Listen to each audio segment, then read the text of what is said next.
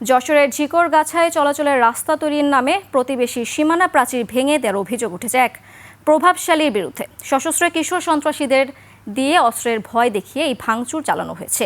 ঘটনার ভিডিও সামাজিক মাধ্যমে ছড়িয়ে পড়ার পর এলাকায় ব্যাপক চাঞ্চল্যের সৃষ্টি হয়েছে। যশোর প্রতিনিধি শিকদার খালিদের তথ্য ভিডিওতে আরও জানাচ্ছেন মোনার হুসাইন।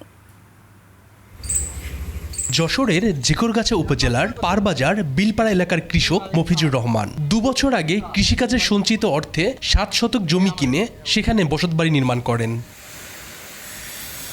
বাড়ির সীমানা প্রাচীর নির্মাণের পর এক প্রতিবেশী চলাচলের রাস্তার দাবি তুলে সেটি ভেঙে দেন। ভুক্তভোগীদের অভিযোগ, স্থানীয় কিশোর সন্ত্রাসীদের সঙ্গে নিয়ে ধারালো অস্ত্র প্রদর্শন করে জোরপূর্বক গুড়িয়ে দেওয়া হয় বাসার প্রাচীর।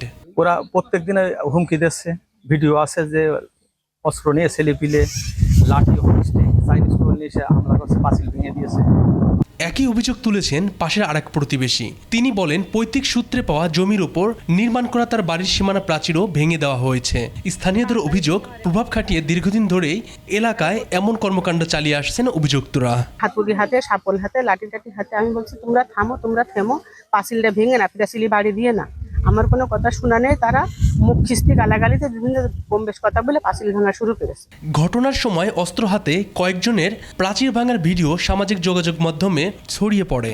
ভিডিওতে দেখা যায় অভিযুক্তরা প্রকাশ্যে ভাঙচুর চলালেও ভয়ে কেউ বাধা দিতে এগিয়ে আসেননি। পাঁচিল ভেঙে, বাউন্ডারি ভেঙে এইভাবে হস্তগান রাস্তা বের করে নিচ্ছে। এদিকে অভিযোগ অস্বীকার করেছেন অভিযুক্তরা। আমি সবার কাছে গেছি যে আমার পথটা তোমরা ক্লিয়ার করে দাও, তার কাছে অনুরোধ করা হয়েছে। সে দিনই না দেওয়ার পরে আমরাই পাড়ার মানুষ নিয়ে এই পথটা আমরা ক্লিয়ার করেছি। অন্যদিকে ভুক্তভোগীরা থানায় অভিযোগ করলেও কার্যকর ব্যবস্থা না পাওয়ার অভিযোগ তুলছেন।